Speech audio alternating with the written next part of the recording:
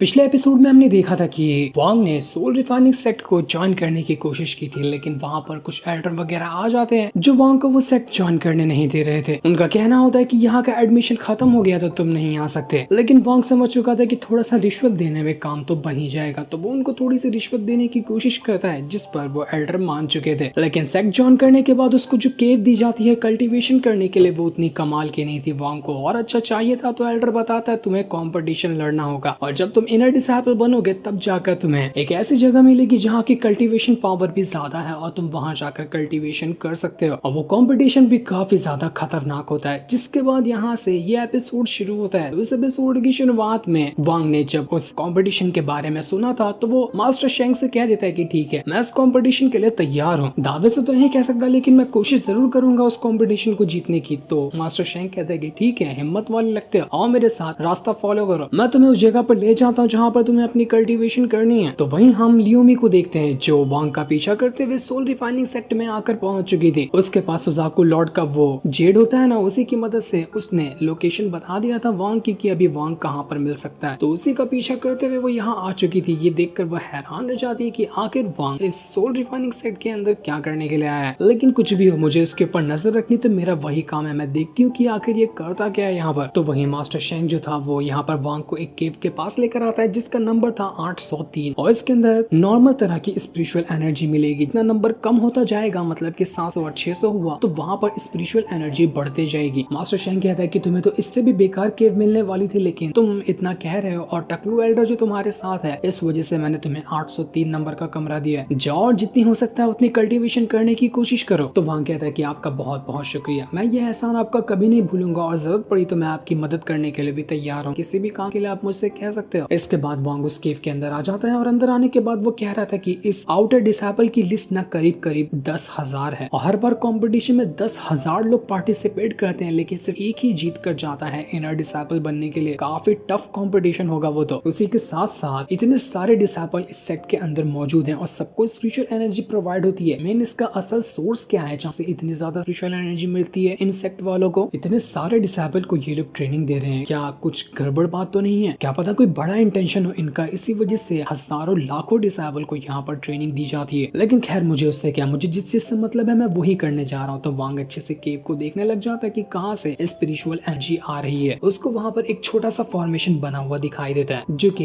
एक crystal rock के आसपास बना हुआ था। वो क्रिस्टल रॉक इस तरह का होता है कि उसी के अंदर से स्पिरिचुअल पावर बाहर निकल रही थी। वांग कहता है कि केव के अंदर जितनी भी स्पिरिचुअल एनर्जी है वो सब आकर इकट्ठा हो रही है इस पत्थर के टुकड़े के अंदर, और ये पत्थर के टुकड़े के आसपास एक फॉर्मेशन बना दिया गया, जो फॉर्मेशन पत्थर के अंदर जो एनर्जी आ रही है उसको रोक कर रखता है। बड़ा ही बढ़िया दिमाग लगाया है इस सोल रिफाइनिंग सेक्ट वालों ने, ताकि स्पिरिचुअल एनर्जी ऐसे खो ना जाए और जितनी हो सके उतनी एनर्जी इनको मिलती रहे। तो वांग सोचता है कि अगर मैं यहाँ पर इस फॉर्मेशन को हटा दूं ना, तो पत्थर के अंदर जितनी स्पिरिचुअल एनर्जी जमा हो रही है वो डायरेक्ट जाएगी मेरी बॉडी के अंदर, जो कि काफी ज्यादा फायदेमंद होगा। तो वो उस फॉर्मेशन को वहां पर अपनी पावर का इस्तेमाल करते हुए ब्रेक करने की कोशिश कर रहा था। काफी ज्यादा उसकी पावर लगती है, लेकिन इतनी आसानी से वो फॉर्मेशन ब्रेक नहीं होता। वांग कहता है कि अगर मेरी पहले की कल्टीवेशन होती तो ये बड़े आराम से ब्रेक हो जाता, लेकिन हाल फिलहाल की कल्टीवेशन इतनी ज्यादा नहीं कि वो उसको ब्रेक कर सके। वो अपनी काफी ज्यादा पावर को लगाया जा रहा था। वो कहता है कि इस फॉर्मेशन को ब्रेक करना मुश्किल तो है, लेकिन नामुमकिन नहीं, मैं ट्राई तो जरूर करूंगा। वो अपनी और ज्यादा पावर को बढ़ाया जा रहा था, और काफी ज्यादा पावर का इस्तेमाल करने के बाद आखिरकार वो उस फॉर्मेशन को ब्रेक कर जाता है। वो फॉर्मेशन वहां पर चकनाचूर हो चुका था, जिस वजह से अब वो जो पत्थर था जिसके अंदर स्पिरिचुअल एनर्जी जमा होती है वो वांग के पास आ जाता है। ये देखकर वांग बड़ा खुश होता है, और पत्थर के अंदर जितनी एनर्जी जमा हो रही थी वो एक के बाद एक करते हुए डायरेक्ट ही अपनी बॉडी के अंदर डालने लग गया था। जितनी ज्यादा एनर्जी उसके अंदर जाती है उसकी बॉडी में क्रैक पड़ने लग जाते, और एनर्जी बढ़ते हुए वो क्रैक्स पूरे होते थे। इसी तरह से वांग की रिकवरी का प्रोसेस धीरे धीरे करते हुए चलने लग जाता है। उसके पास स्पिरिचुअल एनर्जी तो इतनी आ रही थी कि वो आराम से काफी हद तक अपनी कल्टीवेशन को रिकवर कर सकता है। तो वांग यहाँ पर घंटों घंटे ऐसे ही बैठा रहता है, और सारी की सारी पत्थर की एनर्जी उसकी बॉडी के अंदर समाए जा रही थी। वो इतनी ज्यादा एनर्जी ले लेता है कि बेचारा पत्थर भी अब यहाँ पर बराबर से एनर्जी वांग को प्रोवाइड नहीं कर पा रहा था। तो पूरी की पूरी एनर्जी निचोड़ने के लिए वांग पत्थर ही तोड़ देता है कि बाढ़ में गया तो, और पत्थर जैसे टूटा था पूरे के पूरे गुफा की जो एनर्जी थी वो सब की सब वांग के अंदर अब जा चुकी थी। गुफा की सारी एनर्जी ही अब खत्म। वांग कहता है कि हो गया काम, इतनी जल्दी गुफा की एनर्जी खत्म हो गई, अब लगता है कि मुझे दूसरी गुफा ढूंढनी होगी। यहाँ पर तो अब मेरा काम नहीं चल पाएगा, तो मुझे इससे भी ज्यादा पावरफुल वाली गुफा चाहिए। वांग बड़े शान के साथ उस गुफा का दरवाजा खोलकर वहां से बाहर आ जाता। कुछ ही टाइम के अंदर उसने सारा का सारा स्पिरिचुअल ऑरा निचोड़ लिया। जैसे वो बाहर आता है, बाहर आने के बाद उसको काफी अच्छा महसूस हो रहा था कि उसकी थोड़ी थोड़ी पावर तो रिकवर हो रही है। जितनी ज्यादा पावर उसकी रिकवर हो रही थी, उसको अच्छी फीलिंग आने लगती। जितना वो अच्छा खुद में महसूस करता, उसको कोई और नहीं, सिर्फ ली मुआन ही याद आती। अपने खुशी के पल में वो हमेशा सिर्फ ली मुआन को ही याद किया करता। वो कह रहा होता है कि ली मुआन अभी क्या कर रही होगी, बड़ा टाइम हो गया उसको मिले हुए, कहाँ होगी वो, कैसी होगी, किस तरह से रह रही होगी वो। साथ ही साथ अब सिर्फ करीब 7 साल ही बचे हैं हेवन वालों को दोबारा से वापस आने में, तो मुझे खुद की रिकवरी का भी प्रोसेस और ज्यादा फास्ट करना पड़ेगा। मैं 7 साल के अंदर खुद को इतना स्ट्रॉन्ग बना लूंगा कि हेवन वाले इस बार तो कुछ नहीं उखाड़ पाएंगे। उससे पहले मुझे सबसे पहला काम यही करना है कि वो आर्टिस्टिक कंसेप्शन युआन फेंग का खत्म करना है और सुनटाई की सील हटानी है। ये दोनों हट जाए तो उसके बाद मेरी कल्टीवेशन बहुत फास्ट तरीके से बढ़ने लगेगी। इसके बाद वांग अपनी पावर का इस्तेमाल करते हुए दूसरी गुफा ढूंढने लग जाता है कि किस गुफा के अंदर अब और ज्यादा स्पिरिचुअल एनर्जी बची हुई है, तो वो आगे की कल्टीवेशन उसी गुफा में जाकर कंटिन्यू करेगा। वांग को काफी दूर आने के बाद एक दूसरी गुफा दिखाई देती है जिसके अंदर से काफी ज्यादा स्पिरिचुअल ऑरा बाहर निकल रहा था और उस गुफा का नंबर होता है 743, यानी कि करीब 100 नंबर कम की ये गुफा थी और ये पिछली वाली से भी कहीं गुना ज्यादा पावरफुल थी। वांग कहता है कि इस पूरे के पूरे सेक्ट में जो मेन पावर सोर्स है ना, उसके बहुत ज्यादा करीब होगी ये वाली गुफा, तभी इस गुफा के अंदर से इतनी ज्यादा स्पिरिचुअल एनर्जी बाहर निकल रही है। लेकिन जब वो चेक करता है तो उसको पता चलता है कि अंदर कोई ना कोई तो अभी मौजूद है। वो जैसे ही दरवाजा तोड़ने की कोशिश कर रहा था, मास्टर शेंग वहाँ पर आ चुका था। जो यहाँ पर आने के बाद जैसे ही वांग को देखता है, वो हैरान रह जाता है कि तू अभी अपना ब्रेक थ्रू किया क्या? तू फाउंडेशन लेवल की लेड स्टेज पे कैसे पहुंच गया? और तू अभी 1 घंटे पहले तो तुझे दूसरी गुफा दिया था, तू दूसरी गुफा लेने के लिए अब आ गया है क्या? वो अपने मन में सोचता है कि जरूर कुछ ना कुछ तो खास बात है, ये जरूर कोई ना कोई सीक्रेट ट्रेजर अपने पास छुपा कर रखा है जिसकी मदद से इसकी कल्टीवेशन इतनी फास्ट बढ़ती है। मुझे इसके ऊपर नजर रखनी होगी। वो ट्रेजर मेरे पास आ जाता है ना, तो मैं भी अपनी कल्टीवेशन बहुत फास्ट तरीके से बढ़ा पाऊंगा। इसकी कल्टीवेशन तो बिल्कुल बिजली की रफ्तार से बढ़ रही है। मैं भी वो चीज हासिल करके रहूंगा, लेकिन वो करने के लिए मुझे इसके ऊपर थोड़ी नजर रखनी पड़ेगी कि ये करता क्या है रात को। तो मास्टर शेंग जो था वो यहाँ पर कहने लगता है कि अगली बार जब हम मिलेंगे ना, तो लगता है कि तुम मेरे लेवल के आसपास पहुंचाओगे, तब मैं तुम्हें डिसापल नहीं कर पाऊंगा, तब मैं तुझे फेलो कल्टीवेटर कहूंगा, क्योंकि तू मेरे ही लेवल का हो जाएगा तो मैं तुझे डिसापल कैसे कहता हूँ। बहुत ही कॉन्ग्रेचुलेशन तुझे कि तू इतनी फास्ट अपनी कल्टीवेशन बढ़ा रहा है। लेकिन वांग उसकी हरकत देखकर समझ चुका था कि पक्का इसको कुछ ना कुछ डाउट हुआ है मेरे ऊपर, तो मुझे इस बंदे के ऊपर नजर रखनी पड़ेगी। ये हो सकता है कि मेरे बारे में जानकारी निकाल ले और फ्यूचर में ये मेरे लिए एक मुसीबत खड़ी कर दे, तो इसको पहले से ही हिसाब किताब इसका करके रखना पड़ेगा। तो वांग कहता है कि ज्यादा कुछ खास नहीं, मेरी किस्मत मेरे साथ ही तभी मेरा इतनी जल्दी ब्रेक गया। तो मास्टर शेंग कहता है कि लगता है ना अगले कंपटीशन में पक्का तुम जीतोगे, तो तुम्हें बिल्कुल इसमें पार्टिसिपेट करना चाहिए। क्या पता तुम उस कंपटीशन को जीत लो, तुम्हारा नाम पूरे के पूरे सेक्टर में रोशन हो जाए। अगर तुम वहाँ पर चले गए ना, तो मेरा एहसान भूलना नहीं, मैंने तुम्हारे पर बहुत एहसान किए हैं। लेकिन हाँ, मैं तुम्हें एक खास रूल बताना तो भूल ही गया। कंपटीशन होता है ना, उसमें हार जीत होती है, तो जो जीतता है वो जीतता है और जो हारता है वो मर जाता है। लाइफ और डेथ का बिल्कुल एक हिसाब से वो बैटल होता है, तो तुम्हें बड़ी सावधानी के साथ वो कंपटीशन लड़ना होगा। एक जरा सी भूल और तुम अपनी जान से हाथ धो बैठोगे। तो वांग कहता है कि सीनियर आपका बहुत बहुत शुक्रिया मुझे वार्न करने के लिए। जैसा आपने बताया है मैं उसी तरह से कंपटीशन लड़ने की कोशिश करूंगा। वांग के जाने के बाद भी मास्टर शेंग बस यही सोच रहा था कैसे भी करके मुझे इसका मेथड जानना है, उसके बाद मैं भी इनर सेक्ट को जाकर ज्वाइन कर लूंगा। इसलिए वो रात को वांग की गुफा के अंदर आ जाता है ताकि उसके ऊपर नजर रख सके रात को करता क्या। कहता है कि अगर वांग को पता भी चल गया ना तो भी क्या हुआ, मेरे पास नहीं पावर है कि मैं को जान से मार सकता हूँ। लेकिन जैसे ही वो गुफा के अंदर आया था, वांग बाहर दरवाजा बंद कर देता है, क्योंकि वो इसी का तो इंतजार कर रहा था कि कब मास्टर शेंग अंदर आएगा, वो उसकी जान ले लेगा। वांग कहता है कि क्यों आ गए, चौंक गए क्या मुझे यहाँ पर देखकर? मैं तुम्हारा ही इंतजार कर रहा था। तो मास्टर शेंग कहता है कि हाँ बिल्कुल मैं यहाँ पर आ गया। देख अगर तू अपनी जान की खैर चाहता है ना, तो फटाक से मुझे बता दे तेरी स्पीड से कल्टीवेशन करने का मेथड क्या है। मैं तुझे जिंदा छोड़ दूंगा, लेकिन अगर तूने जरा भी मना करने की कोशिश की ना, तो आज तेरा खेल खत्म होगा। क्योंकि अगर तुझे मार भी दूं ना, तो किसी को कानो कान खबर नहीं होगी। तो वैसे भी सीक्रेट तरीके से आया है, तेरी लाश को भी दफनाने में टाइम नहीं लगेगा। इसलिए फटाफट से मुझे बता, मेरा दिल किया तो मैं तेरी जान बख्श दूंगा। लेकिन वांग तो कुछ भी बताने के लिए तैयार था। वो आराम से उसकी बातें सुन रहा था कि मैं भी तो देखूं ये कितनी ज्यादा फेकम फाकी कर सकता है। जब वांग कुछ भी बताने को तैयार नहीं होता, तो मास्टर शेंग यहाँ पर अपने अटैक इस्तेमाल करते वांग के ऊपर अटैक करने वाला, लेकिन वांग अपना फ्लैग बाहर निकालते हुए उस मास्टर शेंग के अटैक को 1 सेकंड के अंदर ही डिस्ट्रॉय कर देता है। जब मास्टर शेंग यहाँ पर वांग के पास वो फ्लैग देखता है, तो उसकी फटकर हाथ में आ गई थी कि इसके पास ये सोल फ्लैग क्या कर रहा है। ये सोल फ्लैग तो हमारे सोल रिफाइनिंग सेट के भी इनर जो डिसाइपल होते हैं उनसे भी ज्यादा पावरफुल है। अब तो मैं इससे ये सोल फ्लैग लेकर ही रहूंगा। मुझे पता ही था कि इसके पास बहुत ज्यादा कमाल की चीजें होंगी। आज वांग तू जिंदा नहीं बचेगा, तुझे मारकर मैं तेरा सारा का सारा ट्रेजर छीन लूंगा। वो अपनी कई सारी मल्टीपल स्वॉर्ड बाहर निकाल लेता और वांग के ऊपर अटैक करने की कोशिश करता है, लेकिन वांग वहां पर बैठा और एक ही उंगली से अटैक करके सारे के स्वॉर्ड को डिस्ट्रॉय कर देता है, जो देखकर यहाँ पर वो जो मास्टर शेंग था वो भी हैरान चुका था कि ये मेरे अटैक को कैसे आसानी से रोक सकता है। वांग यहाँ पर अपने उसी ड्रैगन को बाहर निकाल लेता है और वो ड्रैगन बाहर आते साथ ही सीधा का सीधा हमला कर चुका था मास्टर शेंग के ऊपर और वो उसको पूरी तरह से जकड़ लेता है। उसके अंदर तो मास्टर शेंग बाहर भी नहीं निकल कर आ पा रहा था। वो यहाँ पर कहता है कि नहीं वांग, तू मुझे नहीं मार सकता, तुझे पता है कि मैं आउटर सेट का एक मास्टर हूँ, तू मुझे मारेगा तो ये खबर चारों तरफ फैल जाएगी और तू नहीं बचेगा, इसलिए मेरी जान बख्श दे और तू मुझे मत मार। वांग कहता है कि अभी तो तू मुझसे कह रहा था कि आउटर सेट के जितने भी डिसेबल वगैरह मारे जाते हैं ना, कोई किसी की खबर नहीं लेता क्योंकि आउटर सेट की कोई वैल्यू ही नहीं है, तो यहाँ के डिसेबल की जब वैल्यू नहीं है तो मास्टर क्या ही उखाड़ लेगा। तेरी भी लाश में बाहर फेंक दूं ना तो भी कोई पूछने नहीं जाएगा कि तुझे कौन मारा। ये चीज देखकर मास्टर शेंग समझ चुका था कि ये जो मेरे सामने वांग बैठा है ना, ये फाउंडेशन लेवल का बंदा बिल्कुल भी नहीं है, ये जरूर बहुत ज्यादा स्ट्रॉन्ग है और अपनी झूठी आइडेंटिटी बताकर ये यहाँ पर आया था। तो उसे क्या कि मुझे पता है कौन तेरा असल में कल्टीवेशन लेवल क्या है, तू बहुत ज्यादा पावरफुल है, मैं मान ही नहीं सकता कमजोर होगा। तो वांग कहता है कि मेरे बारे में जानोगे, मेरे बारे में जानने की तुम्हारी बच्चे कोई औकात ही नहीं है, मेरे बारे में सुनकर ही ना तुम जगह पर अपनी जान त्याग दोगे, उससे बेहतर है कि मैं तुम्हें ही यहाँ पर जान से मार डालूं। इसके बाद वांग जैसे ही अपनी मुट्ठी बंद करता है कि मास्टर शेंग वहाँ पर खत्म ही हो चुका था, वो पूरी तरह से ब्लास्ट होकर वहाँ पर मारा जा। मास्टर के बाद उसकी स्पिरिट जो थी वो बाहर कर आ चुकी थी और उसकी स्पिरिट का कोर वांग अपने पास रहता है कि क्या पता इसके अंदर भी थोड़ी बहुत स्पिरिचुअल एनर्जी होगी जो मुझे आगे चलकर हेल्प कर सकती है मेरी कल्टीवेशन रिलीज करने में। सीधा सीधा वांग ने अंदर आने के बाद सोल रिफाइनिंग सेट के एक मास्टर की ही जान ले ली, वो भी ऐसे शान से और बिना डर के साथ कि मानो कि कुछ हुआ ही ना हो। इसके बाद वांग उसी 743 नंबर का जो केव होता है उसकी तरफ बढ़ने लग जाता है ताकि उसके अंदर जाने के बाद वो आगे कल्टीवेशन कर सके। वो सीधा का सीधा अंदर आता है और अपनी स्पिरिचुअल एनर्जी जैसे ही वो एक्टिवेट करता है, अंदर बैठा बंदा हैरान रह चुका कि कौन घुस आया मेरे केव के अंदर। वो वांग को देखकर कहता है कि तू है कौन और तू अंदर कैसे आ सकता है, तुझे परमिशन किसने दिया अंदर आने की, चला जा यहाँ से रिटर्न, ये मेरा केव है, यहाँ पर कोई भी नहीं आ सकता। तो वांग सीधा सीधा अपनी स्वॉर्ड निकाल कर एक ही अटैक देता है उस बंदे के ऊपर जो यहाँ कल्टीवेशन कर रहा था। उसके बाद वांग उस बंदे पे अपनी पावर का इस्तेमाल करते हुए ऐसा अटैक करता है कि वो बंदा पूरी तरह से अपनी होश खो बैठा था, वो वहीं पे स्टॉप होकर खड़ा रह जाता है, उसको कोई होश नहीं कि उसके आसपास क्या हो रहा है और वो कहाँ फंस गया। इसके बाद वांग गुफा के अंदर अपनी कल्टीवेशन कंटिन्यू रखता है। वांग यहाँ पर भी आगे बढ़ते हुए एक ऐसी जगह पर पहुंच जाता है जहाँ पर स्पिरिचुअल ऑरा जो था वो पूरी तरह से भरा हुआ था और ये होता है स्पिरिचुअल वेन की एक माइन, पूरी की पूरी एक खदान थी। वांग कहता है तो अच्छा ऐसी बात है, यही खदान के अंदर से स्पिरिचुअल ऑरा निकल कर जितने भी सेट के अंदर केव है ना के सप्लाई होता है। मेन सोर्स तो यहाँ पर है उस स्पिरिचुअल एनर्जी का, यहाँ पर इतनी ज्यादा स्पिरिचुअल एनर्जी है कि मेरी तो मजे ही हो जाएगी। तो वांग वहीं पर बैठकर आराम से अपनी कल्टीवेशन करने लग गया था। उसको एक हिसाब से पावर हाउस ही मिल गया था स्पिरिचुअल एनर्जी का, तो वो यहाँ पर कितनी अपनी पावर को रिकवर करता है उसको खुद भी पता नहीं था। वो जितना होता फटाफट से सारी की सारी एनर्जी को अपने अंदर भरते जा रहा था, लेकिन जितनी ज्यादा एनर्जी लेगा तकलीफ भी तो उतनी ही ज्यादा होगी, तो उसको बहुत ज्यादा तकलीफ होने लग जाती है। एनर्जी इतनी ज्यादा थी कि उसकी पूरी बॉडी को फाड़ रही होती है, लेकिन वांग वहाँ पर बैठा बैठा सारी की सारी तकलीफ को बर्दाश्त किया जा रहा था। कहता है कि मैं अपनी पूरी जान लगा दूंगा लेकिन इससे अच्छा मौका मुझे नहीं मिलेगा, तो मैं पूरी की पूरी स्पिरिचुअल एनर्जी को एब्सॉर्ब करने वाला। उसके पास जितने भी ट्रेजर वगैरह थे उन सबको बाहर निकाल लेता और सबकी पावर को अपने घुसेड़े जा रहा था। उसको खून के आंसू निकल आने लगते हैं, इतनी तकलीफ हो रही थी उसे, लेकिन फिर भी वो रुकता नहीं, ना ही अपनी वो हिम्मत हारता है। पूरी बॉडी उसकी फटने के कगार पे आ चुकी थी और इस तरह से वो एक बार फिर से अपना ब्रेक थ्रू कर जाता है। एक बार ही नहीं बल्कि वो एक और बार और दूसरी बार और तीसरी बार भी अपना ब्रेक थ्रू कर जाता है। इतनी फास्ट वो फटफट थ्रू किया जा रहा था जिस वजह से जितनी भी बाकी गुफा होती है सब के अंदर स्पिरिचुअल एनर्जी जाना कम हो जाती है। सब लोग बाहर आके देखते कि अरे बाप रे ये क्या हो रहा है, कहाँ सारी की सारी स्पिरिचुअल एनर्जी जा रही है। उनको एक